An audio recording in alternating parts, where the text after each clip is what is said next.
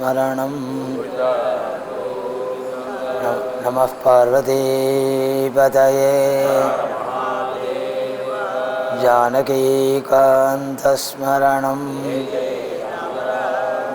आञ्जनेयस्वामिनः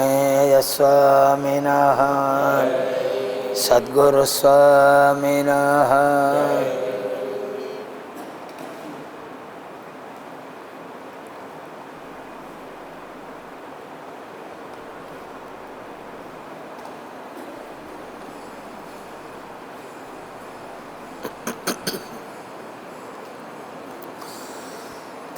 तापिञ्चस्तवकद्विषे तनुभृतां दारिद्र्यमुद्राद्विषे संसाराख्यतमोमुषे पुररिपोः वामाङ्कसीमाजुषे कम्पातीरमुपेयुषे कवयतां जिह्वाकुटीं जग्मुषे विश्वत्राणपुषे नमोऽस्तु सततं तस्मै परञ्ज्योतिषे चन्द्रपीडां चतुरवदनां चञ्चलापाङ्गलीलां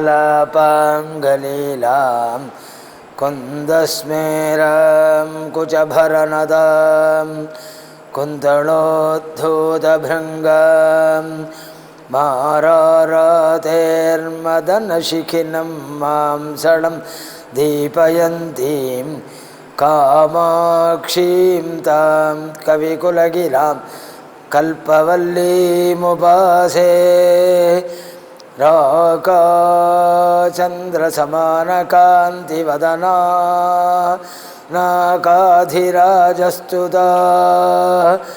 मूकानामपि कुर्वती सुरधुनि नीकाशवग्वैभवं श्रीकाञ्चीनगरी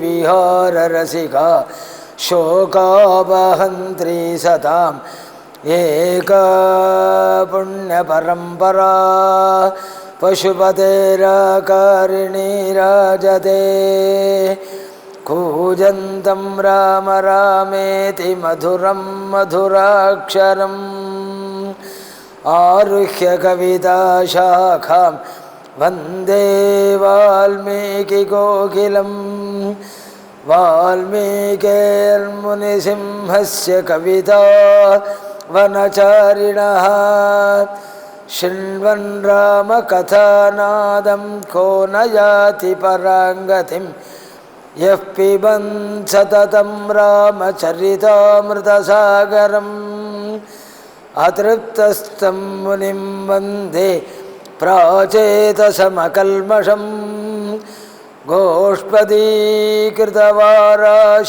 अशकीकृतराक्षसं रामायणमहामालारत्नं वन्दे नीलात्मजम् अञ्जनानन्दनं वीरं जानकीशोकनाशनं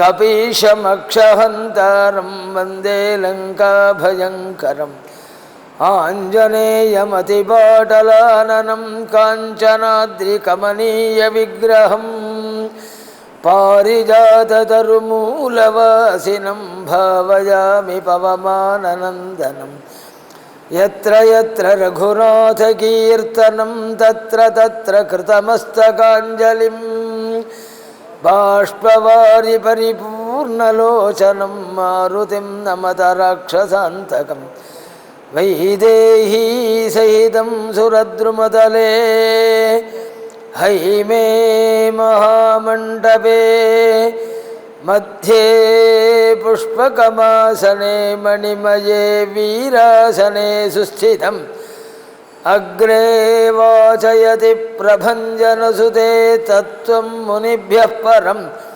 व्याख्यान्तं भरदादिभिः परिवृतम् रामं भजे श्यामलं नमोऽस्तु रामाय सलक्ष्मणाय दिव्यै च तस्यै जनकात्मजायै नमोऽस्तु रुद्रेन्द्रयमानिलेभ्यो नमोऽस्तु चन्द्रार्कमरुद्गणेभ्यः மூகம் கரோதி வாசாலம் பங்கும் லங்கயதே கிரிம் யத்கிருபாத்தமஹம்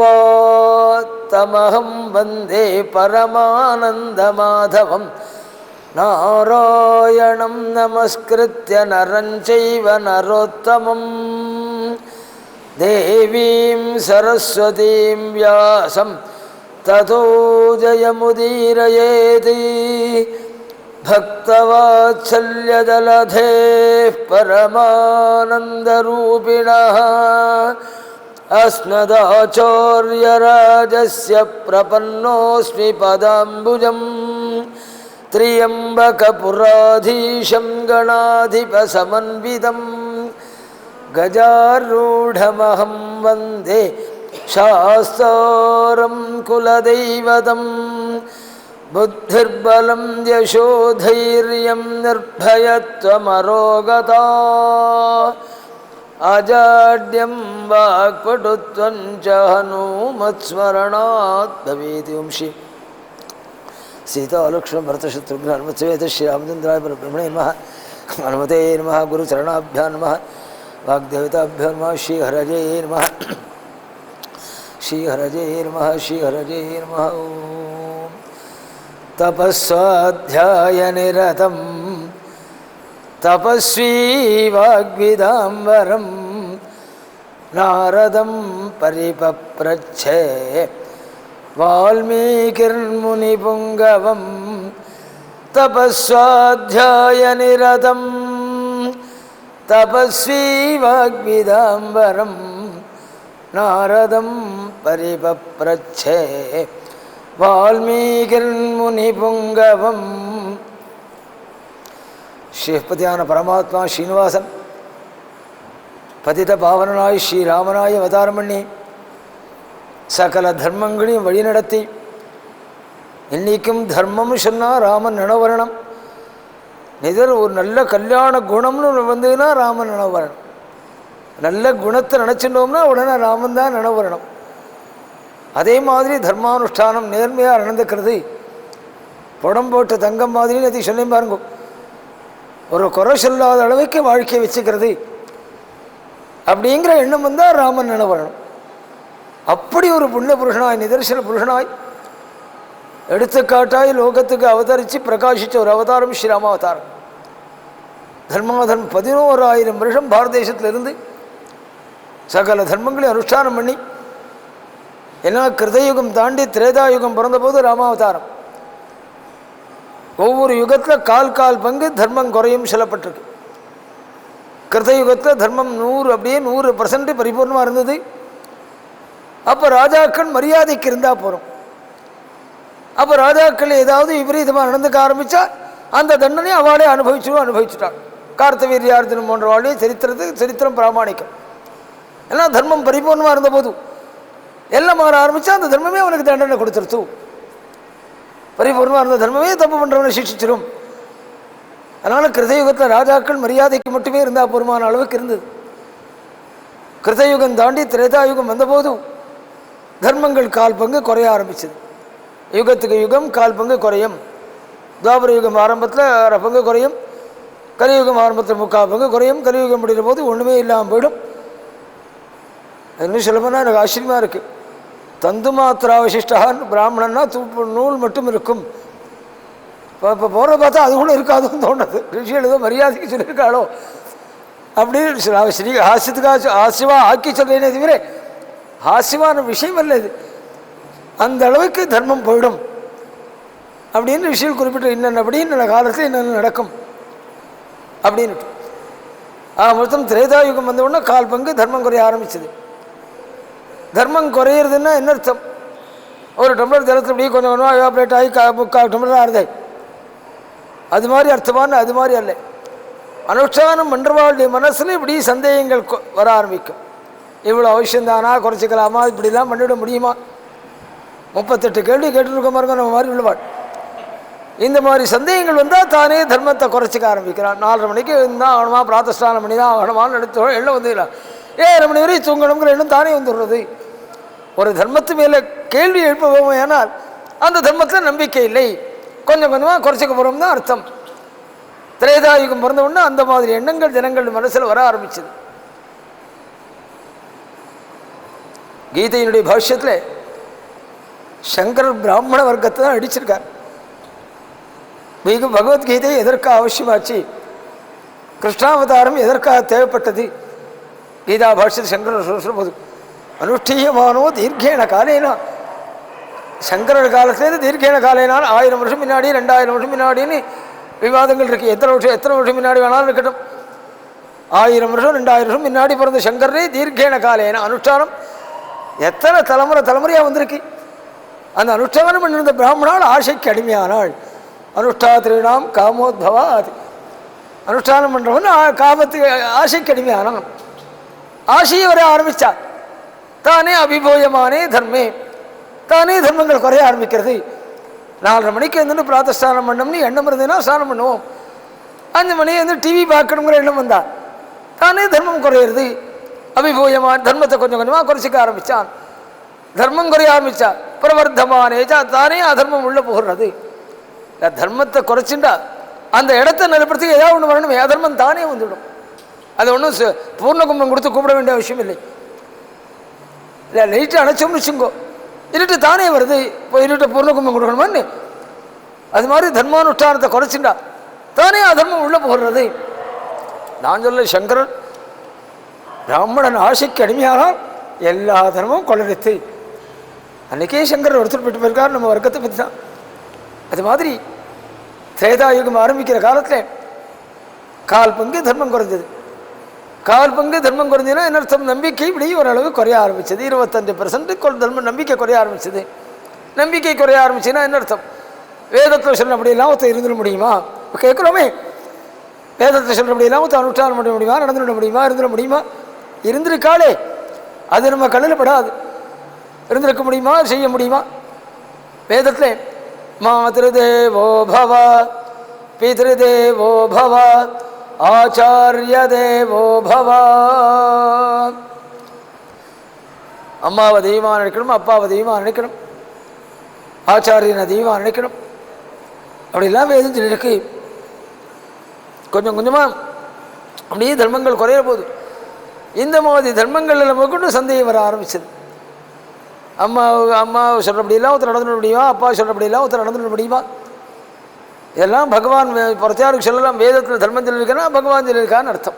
வேதம் பகவானுடைய ஆக்கியை தானே. வேதங்களில் சொல்லப்பட்டிருக்குன்னா பகவான் சொல்லியிருக்கான்னு அர்த்தம். பகவான் பிரத்தியாருக்கு சொல்லலாம் அம்மாவை தெய்வமானே அப்பாவை தெய்வமானேன்னுட்டு. ஏன்னா அவனுக்கு அம்மா கிடையாது, அப்பா கிடையாது. பிரத்தியாருக்கு சொன்னவன் தானே தர்மத்தை. அவன் பிரத்தியாருக்கு சொல்லும்போது எது வேணால் சொல்லலாம். இல்லை தான் அனுஷ்டானம் பண்ணுங்கிற நிர்பந்தம் இல்லாமல் அடுத்தவாளுக்கு மட்டுமே தர்மம் சொல்ல வேண்டிய நிலையில் இருந்ததுன்னா எதை வேணால் சொல்ல முடியும். அப்படி இருக்கணுமாக்கும், இப்படி இருக்கணுமாக்கும், அதை பண்ணுமாக்கும், இதை பண்ணுமாக்கும். அப்படி பிரத்தியாருக்கு சொன்னவன் தானே அவன். தான் அந்த மாதிரி அனுஷ்டானம் பண்ணி பார்த்துருந்தா தெரியும். அது மாதிரி அனுஷ்டானம் பண்ண முடியுமா ஒருத்தனாலேன்னு எண்ணம் வர ஆரம்பித்தான் ஜனங்களுடைய மனசில். இல்லை சுவாமிக்கு அப்பா கிடையாது, அம்மா கிடையாது. வயசான மாதா பிதாக்களை வச்சுன்னு ரட்சித்து பார்த்தான்னா தெரியும் அதில் இருக்கிற பரிசிரமங்கள். அது ஒன்றும் சந்தேகமே இல்லை. பிள்ளைகள் எல்லாரும் தப்பு பண்ணுறவாள், அப்பா அம்மா எல்லாருமே நல்லவாள் சொல்ல முடியாது. தப்பு பண்ணுற அப்பா அம்மா கூட உண்டு லோகத்தில். பையன் சரியாக நடந்துட்டா கூட வயசான கோளாறுனாலும் சில போது குழந்தைகள்கிட்ட தப்பாக தோணும் பெரியவாளுக்கு. இல்லையா, பையனுடைய மச்சனன் 4 நாளாக வந்து ஆற்ற தங்கியிருப்பான். மச்சனன் தங்குற சகோதரி ஆற்ற தங்குவானவன். பெரியவருக்கு கழவருக்கு இந்த பையனுடைய மச்சனை கண்டா பிடிக்காது, இப்படி சீரன் இருப்பார். இப்போ மச்சன் வந்திருக்காருனா கொஞ்சம் இருந்து சமையல் நன்னா நடந்திருக்கும். இலையை போட்டுட்டு பையன் அங்கேருந்து அப்பாட்ட வந்து அப்பா சாப்பிட வரையலான்னு கூப்பிடுவான். ஏடா வரையலான்னு கேட்குறேன் பெறுவார். தினமே கூப்பிட்ற வார்த்தை எனக்கு விபரீதமாக தோணும் அவருக்கு. அது வயசான கோளாறு. ராத்தி அதிக்ராந்த வயாராஜா மாஸ்வீனம் எவரோ ஒரு சகான்னு பின்னாடி பரதனுக்கு சொல்ல போகிறாள் சுவாமி. ரொம்ப வயசானவாள் இருக்கா பாருங்க, அவளுக்கு எந்த வார்த்தையை தப்பாக எடுத்துக்கிறாள் அப்படின்னு நம்மளால் தீர்மானம் பண்ண முடியாது. சாதாரணமாக பேசுகிற வார்த்தை கூட தப்பாக தோட ஆரம்பிச்சிடும் சில நாளைக்கு. அந்த மாதிரி உள்ளவாளை வச்சுன்னு கொடுத்துட பண்ணி பார்த்தான்னா தெரியும். பகவானுக்கு என்ன பிரத்தியாருக்கு சொன்ன வந்தானே தர்மங்களே.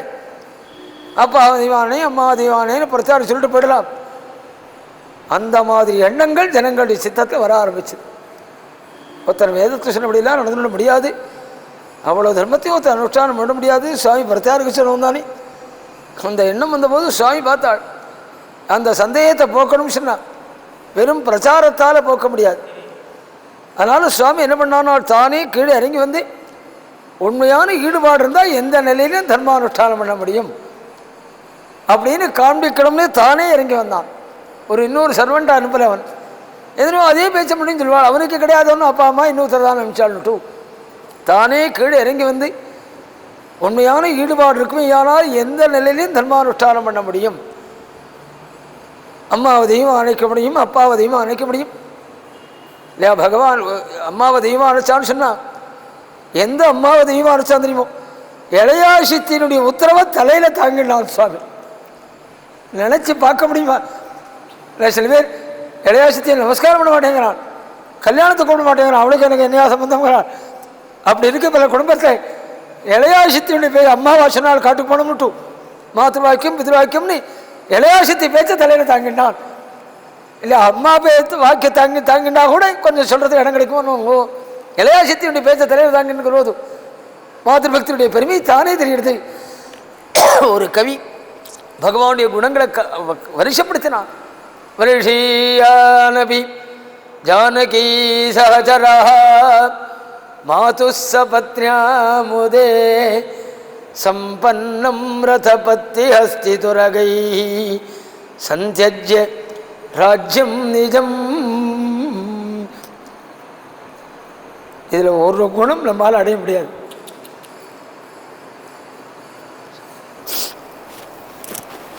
சொன்னால் போருமான்னு, பிரவசனம் பண்ணினா போருமா, கேட்டால் போருமா, பாராயணம் பண்ணினா போருமான்னு ஏதாவது ஒரு குணமாவது அடைய முயற்சி பண்ணாலாவது போரும். அடையினா கூட பரவாயில்லை, அடைய முயற்சியாவது பண்ணி தோல்வி அடைந்தாலும், நல்லதை முயற்சி பண்ணி தோல்வி அடைந்தாலும் பரவாயில்லை. எத்தனை குணத்தை வருஷப்படுத்திருக்கான் தெரியுமா சுவாமி ஒரு கவி?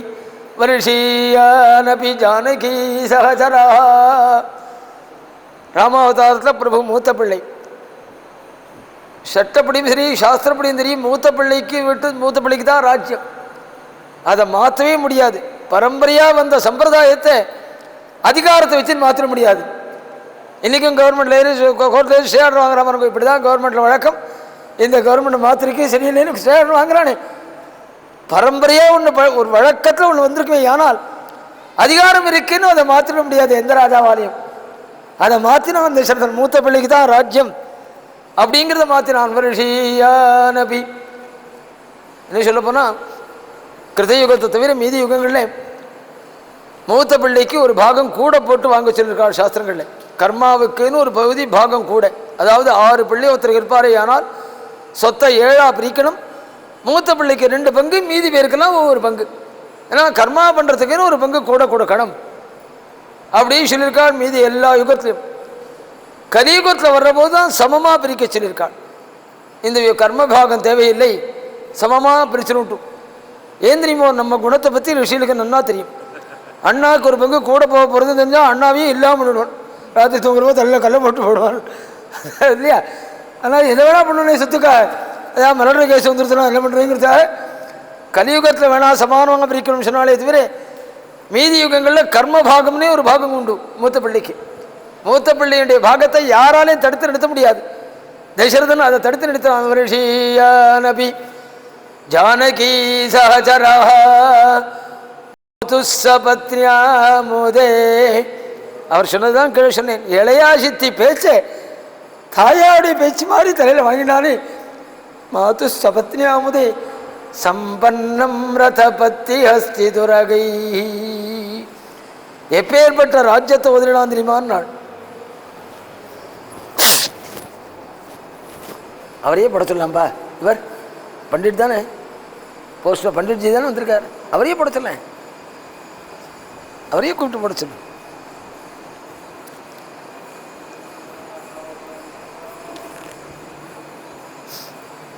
அவர் இந்த ஊரில் புரோஹிதர், இந்த ஊர் வாத்தியார்வர்.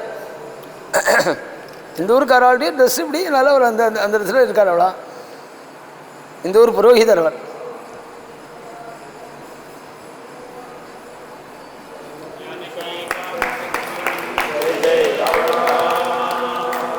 வருஷியானபி ஜானகி சஹஜரா மாதுசபத்ன்யாமுதே சம்பன்னம் ரதபத்தி ஹஸ்தி துரகை. ராஜ்யத்தை உதறிட்டு கிளம்பினான்னு சொன்னால் எந்த மாதிரி ராஜ்யத்தை உதறினான் தெரியுமா? நான் சம்பன்னம் ரதபத்தி ஹஸ்தி துரகை, சமிருத்தமாக பொங்கி வழியிற பொக்கிஷம் உள்ள ராஜ்யம் அது. சுகாச்சாரியால் பாகவத் சொல்லும் போது தெக்தா சுதுஸ்தித சுரேப்சித ராஜ்யலக்ஷ்மி, கல்பகருட்சம் காமதேனு இதெல்லாம் தேவலோகத்தில் இருக்குது, நினச்சதெல்லாம் கொடுக்கும் சொல்லப்பட்டிருக்கு. அதெல்லாம் உள்ள இந்திரன் என்ன நினைக்கிறாராம், இந்த தேவலோகம் வேண்டியதில்லை, அயோத்தியில் போய் ஒரு 6 மாதமாவது குடியிருந்துட்டு வரணும்னு நினைக்கிறானாம். அப்பேற்பட்ட அயோத்தின்னு வர்ணிச்சால் அயோத்தியை வர்ணிக்கிற போது சம்பன்னம் கடன் வாங்கிட்டு மன்னார ராஜ்யத்தையே விட முடியுமா? இல்லை, விட மாட்டேங்கிறான் ஒருத்தன். அப்படி இருக்கிற போது சகலமும் பொங்கி பொழிகிற பொக்கிஷத்தை வதினான் சுவாமி. சம்பன்னம் ரதபத்தி ஹஸ்தி துரகை சந்தியஜ்ய, எப்படி உதறினான் நாள், ஒரு நூல் கூட சம்பந்தம் இல்லாமல் உதறினான். பின்னாடி ராமனை உதறிட்டு கிளம்புற சரித்திரத்தை கேட்குற போது ஆச்சரியமாக இருக்கும். தன் அரண்மனையை கொண்டு திறந்து விட்டுட்டு வந்தான்னு சொல்ல போகிறார் வால்மீகி. ஒரு தொடர்பு இல்லாமல், எதிரியுமே சம்பந்தம் இல்லை, அரண்மனையை போட்டு சாவியை திட்ட கொடுத்து 14 வருஷம் கழிச்சு நான் வர விட்டு எங்களுக்கு கொடு அப்படின்னு சொல்லி ஒப்படைச்சிட்டு சுவாமி. ஏன் தெரியுமோ, அது மாதிரி ஒப்படைச்சா அந்த ஒரு சம்பந்தம் இருக்குன்னு ஆயிடுறது, அந்த சொத்துல தனக்கு சம்பந்தம் இருக்குன்னு வச்சுட்டான்னு ஆயிடுறது. உதறதுன்னு வந்தால் சம்பன்னம் ரதபத்தி ஹஸ்தி துரகை சந்தை சகலத்தையும் உதறினான். ஒரு நூலில் பூமி இல்லாமல் இல்லை, பதவியில் இருந்துட்டு போகிறவங்களாம் கதவை பேத்து போய்டான்னு சொல்லிட்டு இருக்கார். அப்படி இருக்கிற போது ஒரு நூலில் சம்பந்தம் இல்லாமல் உதறிட்டு கிளம்பினாலாம். சம்பன்னம் மேலே எப்படி உதறினான் தெரியுமா? நாள் திரிணாய மேனே நிபுணாய தேனா. நான் உபன்யாசம் பண்ணிட்டு இருக்கேன், யாராவது ஒருத்தர் உங்கள் வேஷத்தில் ஒரு அழுக்கு ஒட்டடை ஒட்டின்னு இருக்குன்னு சொன்ன அடுத்த வினாடி உதறவேன் பாருங்க. எம்எல்ஏயா ஒட்டடையா அப்படின்னு நான் கேட்டுருப்பேன். ஒட்டடை விழுந்திருக்குன்னு சொன்னோன்னா அடுத்த வினாடி உதறுவேன். அது மாதிரி கைகை வார்த்தை காதல் வந்து அடுத்த வினாடி உதறினானாம். சம்பன்னம் ரதபத்தி ஹஸ்தி துரகை சந்தியஜ்ய ராஜ்யம் நிஜம். அப்படி உதறிட்டு கிளம்பினான். மாதృபக்தி பிதிர்பக்திக்கு அடையாளமாய் எந்த தர்மத்தையும் எந்த ஒரு நிலையிலையும் அனுஷ்டானம் பண்ண முடியும் அப்படின்னு காண்பிச்ச ஒரு அவதாரம் ஸ்ரீராமாவதாரம். இன்னும் சொல்ல போனால் தர்மசாஸ்திரங்களை சொல்கிற போது கூட சில தர்மானுஷ்டானங்கள் பண்ணுற போது கொஞ்சம் ஏதாவது பிராணாபத்து வரும் போல இருந்தது, உயிருக்கு சிரமங்கள் வரும் போல இருக்குன்னா தர்மத்தை விட்டுட்டு பிராணனை ரட்சிச்சுக்கலாம்னு சொல்லியிருக்கார்கள் ரிஷிகள். இதில் ஒன்றும் அது விவாதமே கிடையாது. ராத்திரி ராத்திரி 104 டிகிரி ஜனம் அடிக்கிறது, சந்திர கிரகணம் பிடிக்கிறது, தர்ப்பணம் பண்ணுறேன்னு ஸ்நானம் பண்ணி தர்ப்பணம் பண்ணுறேன்னு ஆரம்பிக்கப்படாது. ஸ்நானம் பண்ணி தர்ப்பணம் பண்ணால் அப்புறம் அவருக்கு தர்ப்பணம் நடந்துட்டு இருக்கும் அடுத்ததுலேருந்து. அந்த மாதிரி காலங்களில் கொஞ்சம் தர்மத்தை விட்டுட்டு சரீரத்தை ரட்சிச்சுக்கலாம் அப்படின்னு ரிஷிகள் கொடுத்த அனுமதி. ஆனால் பகவான் என்ன சொன்னா தெரியுமா? அபிவா ஜீவிதம் ஜெஹ்யாம் துவாம்பா சீதே சலக்ஷணாம் ஆரண்ய காண்டத்தில் தர்மானுஷ்டானம் பண்ணி பிராணன் போகும் அப்படிங்கிற நிலை வந்தால் உயிரை விட்டாலும் விடுவேனே தவிர தர்மத்தை விட மாட்டேன் அப்படி சொன்ன ஒரு அவதாரம் ஸ்ரீராமாவதாரம். சில இதில் என்ன அதிசயம் கேட்டால் அதனால தான் ராமாவதாரம் கொண்டாடப்படுறது. தர்மானுஷ்டானத்தை எப்படி உயர்ந்து நின்னானோ அந்த அளவு குணத்திலையும் உயர்ந்து நின்னான். இது ரொம்ப ஆச்சரியம். கொஞ்சம் யோசனை பண்ணி மனசு வேண்டாலும் தான் புரியும். தர்மானுஷ்டானம் பண்ணுறவாள் தர்மானுஷ்டானத்தை உயர்ந்து வந்துட்டாலும் வச்சுங்கோ, பெரும்பாலும் அவள்கிட்ட காருண்யம் இருக்காது, சௌலபியம் இருக்காது, சில குணங்கள் இருக்காது. அவள்கிட்ட எதிராளியை தூக்கி எறிகிறது, அவமானப்படுத்துறது, அலட்சியப்படுத்துறது, கிட்டக்க வராதேங்கிறது, தான் ஏதோ நூலணி வழியாக வந்துட்டா மாதிரியும் மீதி பேரில் மற்ற மாதிரியும் மாதிரி எண்ணங்கள் வர ஆரம்பிச்சிடும். அனுஷ்டானம் பண்ணுறவாள்கிட்ட உள்ள வரக்கூடிய ஒரு பெரிய அபாயமான ஒரு விஷயம் இது. அனுஷ்டானம் பண்ணுறவாள் இதில் ரொம்ப ஜாக்கிரதையாக இருக்கணும். அந்த எண்ணம் தானே கொஞ்சம் கொஞ்சமாக உள்ளே வர ஆரம்பிச்சிடும். ஆனால் பகவான் எப்படி இருந்தானால் எல்லார்ட்டையும் பரம பிரேமியோடு இருந்தான். எப்படி அனுஷ்டானத்தில் உயர்ந்து நின்னாலும் அந்த அளவுக்கு எளிமையிலையும் உயர்ந்து நின்னான் அவன். ரூபௌதாரி பின்னாடி சொல்ல போகிறாள். ரூபௌதார்ய குணை பும்சாம் திருஷ்டி சித்தாபஹாரிணம். கொஞ்சம் அவட்ட சொல்லி இந்த சவுண்டு வேணால் குறைக்க முடியுமான்னு கேளுங்க, இல்லை இங்கே இருக்கிறத வேணால் கொஞ்சம் கட் பண்ண முடியுமா, இந்த பக்கத்தில் வரத ஒண்டி அப்படின்னு இவாட்ட சொல்ல விட அந்த ஹெட் அந்த ஐயங்கார் இருக்கார் ஒருத்தர், அந்த சுவாமிஜிட்டு சொல்லுங்க. பத்மா நீ வந்து தான் சரியாக வரும், இங்கே வா, அவளு தான் சொல்ல தெரியும், இல்லை இவரை விட்டே சொல்லலாம், இங்கே வா சொல்கிறேன். இந்த சவுண்டை கொஞ்சம் குறைக்க முடியுமான்னு சொல்லிவிடும், இல்லைன்னா கொஞ்சம் கட் பண்ண முடியுமா அப்படிங்கிற அந்த அந்த இருக்கார் பார், அவரை விட்டு சொல்ல சொல்லு, இல்லை இவரை விட்டு சொல்ல சொல்லு, இவரை விட்டு சொல்ல சொல்லுன்னு கொஞ்சம் இந்த சவுண்டை கொஞ்சம் குறைக்க சொன்னா. சம்பன்னம் ரதபத்தி ஹஸ்தி துரகை. ஆனால்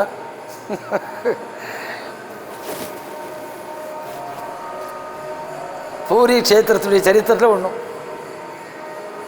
பூரி ஜெகநாதனுடைய சன்னதியில் எப்போ பார்த்தாலும் நாம சங்கீதத்திலும் பார்த்தனி மணி கட்டியிருக்கும். மணி அடிச்சிருந்தா அங்கே பகவான் திருஷ்ணனால் சேவிப்பாள். அங்கே ஒரு பொண்ணு ராஜாக்கள் கட்டக் ராஜாவுடைய பொறுப்பில் இருந்தது பூரி ஸ்டேட், பூரியினுடைய ராஜாங்க நிர்வாகம், கோவில் நிர்வாகம். கட்டக் ராஜாவுக்கு வேண்டிய ஆஸ்தான வித்வான் அந்த கோவிலில் பிரவச்சனம் பண்ணியிருந்தாலாம். இது பூரி க்ஷேத்திரத்தில் உள்ள சரித்திரம். இது உபன்யாசம் பண்ணியிருந்தாள். அவருக்கு அந்த மணி அடிக்கிறது இடைஞ்சலாக இருந்தது. அதனால் அவர் என்ன பண்ணால் ராஜாட்ட சொன்னாள், அந்த மணி அடிக்கிறது எனக்கு இடைஞ்சலாக இருக்குது, பிரவச்சனத்துக்கு நட்டு. ராஜா உத்தரவு போட்டுட்டான். பிரவச்சனம் ஆரம்பித்ததுலேருந்து பிரவச்சனம் முடிகிற வரை யாரும் கோவிலில் மணி அடிக்கக்கூடாது அப்படின்னு. ராஜாவுடைய உத்தரவுங்கிறதுனால ஜனங்கள் அழகாக அப்படியே அனுவரிச்சுட்டாள்.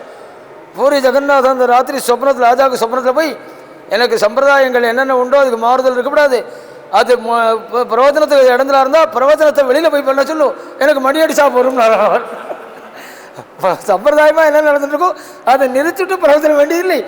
பிரவச்சனத்துக்கு மணி அடிச்சலாக இருந்தால் பிரவச்சனத்தை வெளியில் வச்சுக்கலாமே, மணியை வெளியில் போய் அடிக்க முடியாது பாருங்க.